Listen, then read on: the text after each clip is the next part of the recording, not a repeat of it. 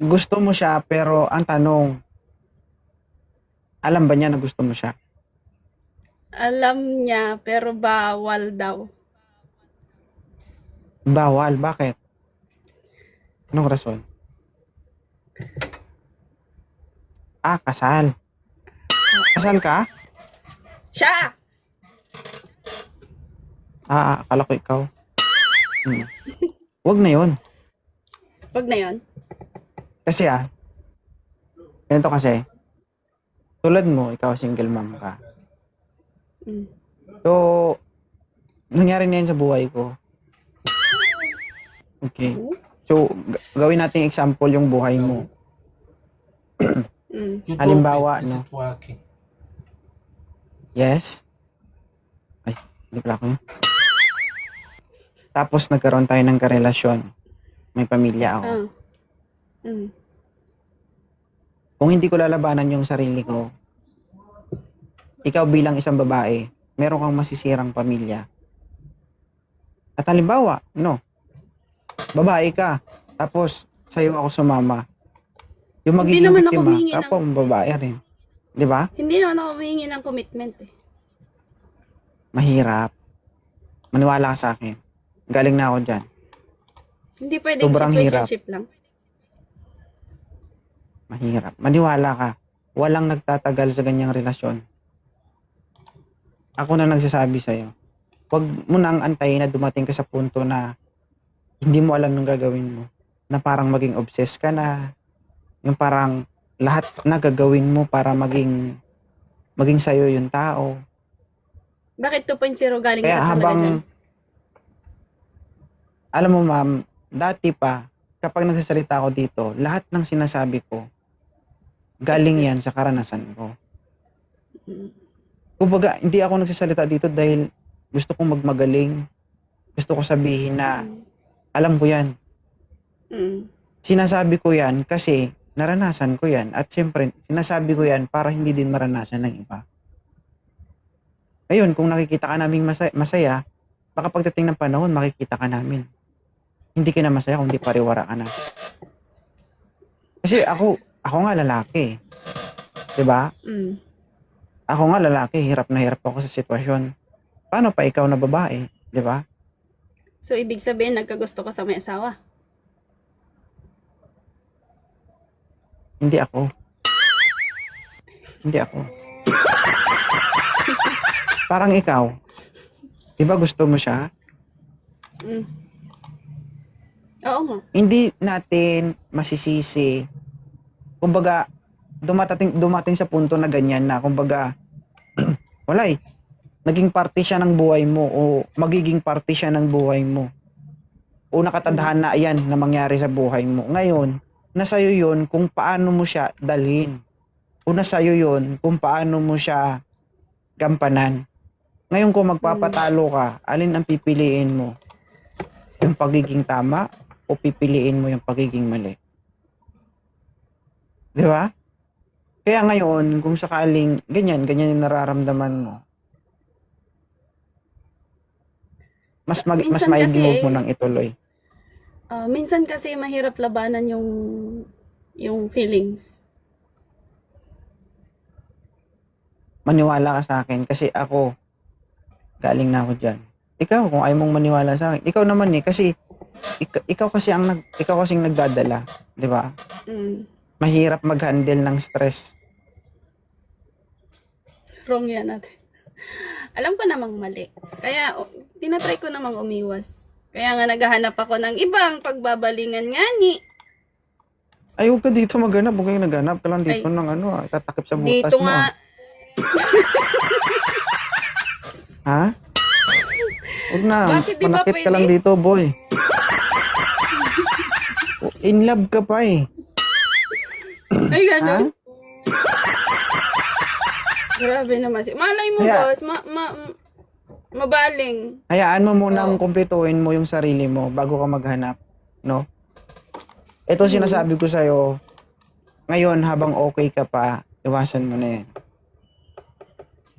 Kasi sa totoo lang, kaming mga lalaki walang mangyayari sa amin. Pero once ikaw nag-commit ka na sa ganyan, Ito sabihin ko sa'yo ito yung totoo. No. Mm. Kapag ang babae na may pamilya nakipagrelasyon sa iba, totoo yun. May kasamang feelings or with feelings yun. Or kapag ang lalaki nakipagrelasyon sa iba na may kinakasama o pamilya na hindi ka sigurado doon. Hindi lahat but most of them. Ganon. Kaya kailangan mo Pag rin ang mag-isip lalaki. minsan.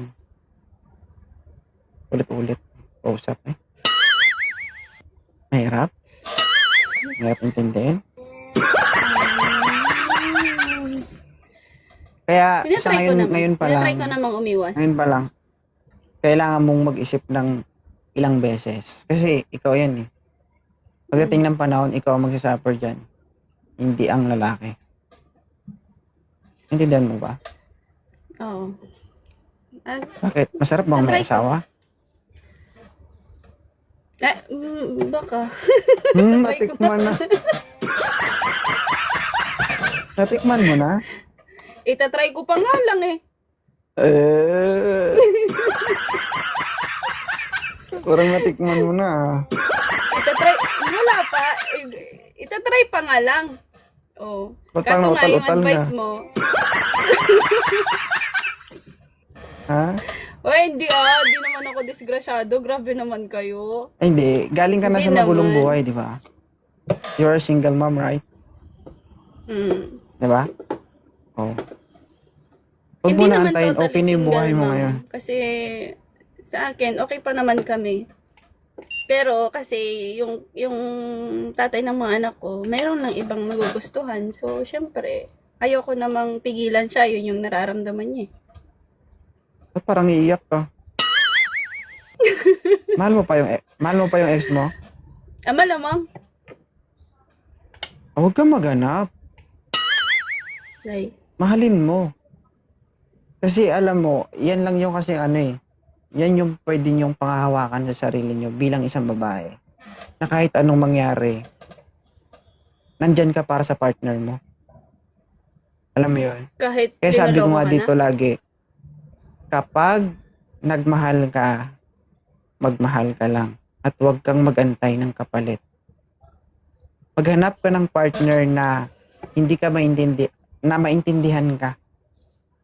Huwag kang maghanap ng partner na maintindihan ka, rather. Naintindihan mo yun? Huwag kang maghanap ng partner na maintindihan ka. Maghanap ka ng magiging kasama mo o partner mo na kahit hindi ka maintindihan, hindi ka iiwan. Alam mo ba yun? Ang lalim Ibig sabihin nun. Ang lalim na. Hindi, totoo yan. Kasi, bakit walang forever pero may together? Di ba? Ang sinasabi ng iba, hindi, wala namang together. At sabi nila, wala namang forever pero may together. Nagiging together kasi sa hirap at ginawa, magkasama kayo, hindi kayo nang iwan. Hindi nyo iniwan yung isa't isa. Dapat Iba kasi ganun. nasa utak ko eh. Gusto ko gantihan. Wala. Alam mo kasi, madam, kapag ganun yung mindset natin, halimbawa, nakagawa ng kasalanan yung partner mo, gaganti ka. Akala mo nakaganti ka. Hindi. Yun lang ang akala mo. Pero ang totoong nangyayari doon, mas sinisira mo yung pangalan mo o ang sarili mo. Pakiramdam mo lang yun, nakaganti ka. Una sa lahat, may anak ka. Diba? So, Kapag gumanti ibig ka sa mo lalaki, sabihin- So, ibig mo Sinira mo yung sabihin, sarili mo. hahayaan mo na lang, tas mamahalin mo pa rin siya. ganito kasi yan, madam, we are not perfect. Tama? Oh. Kasi naman, kapag kinasal kayo, magsusumpaan kayong dalawa, di ba? Sa hirap Mm. at ginhawa. Kahit anong mangyari sa babae, maniwala ka, ang lalaki, kahit sa'yo pwedeng salpak yan. Lalaki yan. Pero ang babae, kapag nilawayan na ng iba yan, ang layo ng diferensya niyan. Masakit pakinggan, pero yun ang katotohanan. Tama? Mm. Tama naman. Bilang isang babae, kapag nagloko yung partner mo, hindi solusyon ang magloko ka rin. Kapag Hindi naman ako napatunayan mo sa mangloloko. partner mo na kahit anong mangyari, nandyan ka para sa kanya, kahit ilang beses pa niya gawin ng paulit-ulit yung kasalanan niya, hindi ka nagloko. Inalagaan mo siya, pinagsilbihan mo siya bilang partner o asawa. Pagdating ng panahon at makapag-isip yan, hindi mo na kailangan bantayan yan. Pangit kasi yung, di ba, dahil mahal natin yung isang tao, pipilitin na, dapat ganito ka." No. Bigyan mo ng freedom yung partner mo hanggang sa maisip niya na kahit hindi mo na siya kahit alam mo yun, kahit na hindi mo na siya pagbawalan, yung mga ayaw mo, hindi niya nagagawin. Bakit? Kasi doon nare-realize niya na mas importante ka at ikaw yung totoong partner para sa kanya. Minsan kasi maiksi yung pasensya natin, di ba? Ang ibang tao, hindi, nagloko yan, dapat iwanan mo yan kasi nagloko yan. Hindi nila naiintindihan yung konsepto ng pagiging partner o asawa. Alam mo yun? Mm. Kaya dyan nga nabuo Pero yung sa- sinabi ng pare na, di ba? Magkasama kayo sa hirap at ginhawa. Di ba? Parte ng buhay nyo yan. Parte ng relasyon nyo yan. Wala kayong magagawa kung sinubo kayo ng panahon. Ngayon, kung mahina yung pundasyon mo, mahina yung mindset mo, talo ka. Una sa lahat, hindi ikaw yung kawawa. Yung anak mo. Lalaki yung anak mo na walang tatay. Lalaki yung anak mo na hanap-hanapin yung tatay niya. At yun ang pinakamasakit sa lahat. Yung makita mo yung anak mo Mm. na naghahanap ng pag-aaruga ng isang ama. Tama naman. Tama naman. Pero Hindi, halos 10 years ako- na kasi akong hindi umuwi. Alam mo kasi, ganito kasi madam. No? Kaya, ganito kasi, nangyari yan sa buhay natin. It is because of, Malayo hindi sa lang isa't sa partner mo ang, hindi lang sa partner mo yung, yes, hindi lang sa partner mo ang may mali. Kapag may nangyayaring mga ganito sa buhay natin, no, wag natin lagi isisi sa partner natin. Try to ask yourself kung bakit nangyari yan. 'Di ba? May pagkukulang ba ako? May nagawa ba ako? Doon mo maiisip na, Bakit? Bakit? Kung sakali man may pagkukulang ako, hindi naman solusyon yung ibang tao din, di ba? oo, ganito kasi yan. Sa mga lalaki, no? Ito kasi, ako, hindi ko generalize o hindi ko nila lahat. Ito kasi yung problema, guys. Bakit maraming pamilyang nasisira? Dahil sa lalaking wala. 'Di ba? Tulad mo, hindi ko ina-underestimate yung partner mo. Dapat siya yung nandyan sa katayuan mo. 'Di ba? Mm. Kaso ano nangyari? Ikaw yung gumanap sa tungkulin na dapat siya ang gumagawa. Oh. 'Di ba? Pero para sa akin, madam, hindi solusyon yung mangibang bansa ka para makaahon ka sa hirap. Did you know that love can make a money? How? Kayang gumawa ng pera yung pagmamahal. Naniniwala ka doon? Kapag nagkakasundo kayo, kapag pinaplanuhan nyo, kayang yung gumawa ng pera sa pamamagitan ng pagmamahal, pag-iintindi, sipag at tiyaga. Tayong Siguro mga lang, lalaki, pero no, minsan pagdating sa kasi, responsibilidad, dapat gampanan natin. Diba? Tulad niyan, babae, nagtrabaho. Bakit? Hindi mo kaya. Diba? Wala namang problema kapag magtrabaho yung babae. Pero to the point na dapat babae ang magsusumikap para sa inyong pamilya. Wala yun, no-go yun. Diba? Doon pa lang, di ba? No-go yun. Ako, no comment, hindi ako perfecto, pero Yun nga, yun, oh, si Miss L. Sabi niya, paano kung hindi ka na mahal ng lalaki? hanggat Paano hindi kung hindi ka kasal, na mahal? hindi, hanggat hindi kasal, mga twiran ka. Kasi ikaw ang nauna. Ang tanong, ito yung tanong ha, Anong ako yung ini-insist niya pa nauna? ba yung sarili niya? Nag-uusap pa kayo? Oo. Pero para sa mga bata. para sa mga bata. Hanggat kaya mong lumaban ka. Pag hindi na kaya at alam mong ubos na ubos ka na, saka ka sumuko. Ubos na talaga, boss, kasi paulit-ulit na. So, hindi na talaga pwede. Siguro, pwede pa pag ako na yung umuwi, ako na yung mag-ayos. Pero, hindi rin kaya ng bulsa niya pag ako ang umuwi. Magastos ka siguro. Hindi naman. Talagang papatungtong na ng college yung mga anak ko. So, kailangan. Baka ilang taon ka na ba? Lalaki na yung budget. 32. Wow. 32. Ilang taon ka nagkaanak?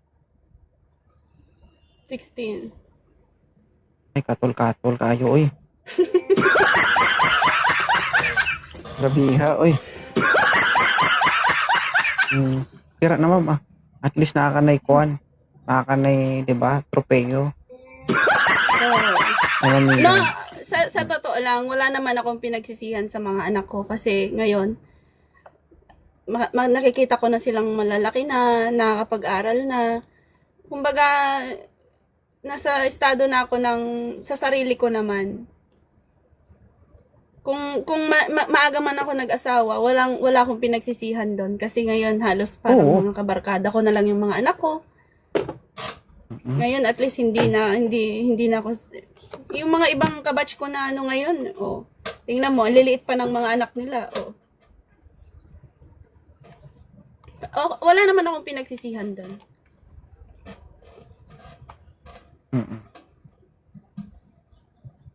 Ay, sige. Maraming salamat, ha. Sana may natutunan ka. Thank you, 2.0. Thank you. Wala ako natutunan 2.0 pero may tumatak lang na sinabi mo. So, pag-iisipan ko 'yun. Anong tumatak sa isip mo? Wala kang natutunan pero may tumatak sa isip mo. Oo, merong tumatak sa isip ko na nasabi mo. So, Ano big yun? help 'yun sa akin. Ano nga?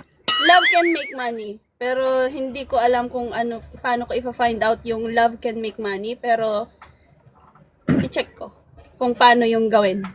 Alam mo, madam, maraming paraan. Kahit sa Pilipinas, magkano bang kinikita mo sa ibang bansa? Monthly. Huwag mo na tanungin, boss. Nagre-range Sakto ba lang ng 40,000 a month? Hindi, nagre-range ba ng 40,000 a month? 60. 60K. Kung kaya mo kong gayahin na halos hindi matulog, kaya mong higitan yun. Wag naman. Wag naman. Huwag mo tulog. Hindi. Wag naman. Alam mo kasi, ang mindset ko kasi, killer, ha? I'm also 32 years old. Gusto ko pag edad ko ng 45, lahat ng gusto ko nabibili ko, lahat ng gusto ng anak ko na ibibigay ko. That's Yun why nga. at my age, lahat ng kaya ko hanggat kaya ko, gawin ko. Lahat ng kumbaga preparation for in the future, no? Lahat 'yan pinaghahandaan ko lahat. Kaya kahit hindi ako matulog, kahit konti lang yung tulog ko, basta alam kong kikita ako diyan, babanatan ko 'yan. Oh, may Ganun. tanong, bakit daw pag ang lalaki ang gumawa, okay lang? Yun nga, yung dignidad kasi ng babae ang pinapangalagaan. Pero, hindi naman fair sa isang babae na mag-stay kasi sa isang relasyon na paulit-ulit kang niloloko, di ba? Hindi, ang pinupunto ko diyan, hanggat kaya mo at nakikita mo siya at may communication pa kayo, o kumbaga may komunikasyon pa kayo, mag-stay ka. Maliban na lang kung walang-wala na talaga at sumama na talaga sa iba. Di ba? Oo. Kasi wala pa eh. Nasa'yo pa, nahawakan mo pa, nakakausap mo pa, may communication pa kayo. Ba't di ka lalaban? Ang kulang sa inyo, physical attachment, kumbaga kailangan nyo talaga munang magsama. Kasi kung more on communication lang kayo, lalo na sa ibang bansa ka, walang mangyayari dyan, dahil.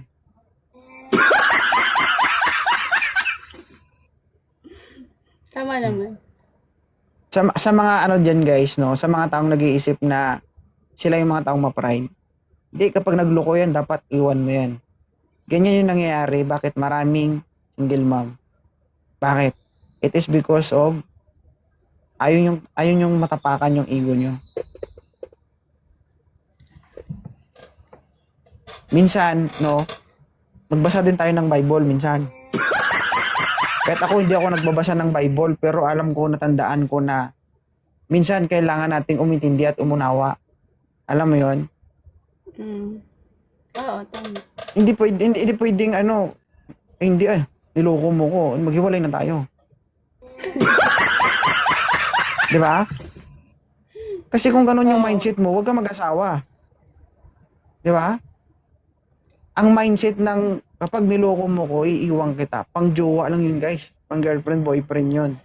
Pero once na nag-asawa ka na, So, pag pala wala na. lalaki nagloko ng paulit-ulit, okay lang, iintindihin ng babae, ganon. Kasi walang physical attachment. Ako Dahil lang hindi sa kasi kahit physical kanino kayo attachment. kahit magtanong kayo kahit kanino, 'di ba? Halimbawa, yung lalaki may nangyari sa babae. Kaya pang patawarin ng babae 'yon. Pero yung babae kapag may nangyari sila sa kanila ng lalaki, hindi ko alam parang pero ako napatawad ko eh. Kasi bago yung asawa ko nagkaroon ng kalibin 6 years, 3 times niya ginawa sa akin. Tinanggap ko 'yon ulit-ulit. Yung pang-apat, yung hindi ko na kinaya. Aray ko, boss. 3 times kasal na lang kulang sa amin. Pero tinanggap ko yun. Pero at least ako lumaban ako. Wala, ganun talaga ang buhay. Mas matindi ka pa pala, boss. Sinasabi ko nga sa'yo, yung sinasabi ko sa'yo dito, based on my experience, hindi man ako, sa tingin mo ba, mabilis, kaya ko bang magsalita ng tuloy-tuloy kung katang isip lang yung mga sinasabi ko? Ito lang Hindi, masasabi diba? ko sa'yo. Ito lang masasabi ko Rule. sa'yo. Dapat Hindi, kasi dumating kami sa punto na mga kapatid ko, nag-away kami lahat, nang dahil lang sa babae. Niloloko ko ng babae pero pinatawad ko. Kasi, mahal ko nga eh. Pinatawad ko 3 beses. Yung pang-4 na beses, hindi ko na kinaya. husband material ka nga. Ganyan dapat Hindi, ang mindset hindi ng rin. husband. Kaso Ang matindi wala. nangyari ulit yan sa pangkasalukuyan. Ngayon, ako naman yung nagkamali. At I'm so very thankful na nakatagpo ako ng partner o magiging asawa na masobra pa sa akin yung mindset. Kaya masasabi ko talaga na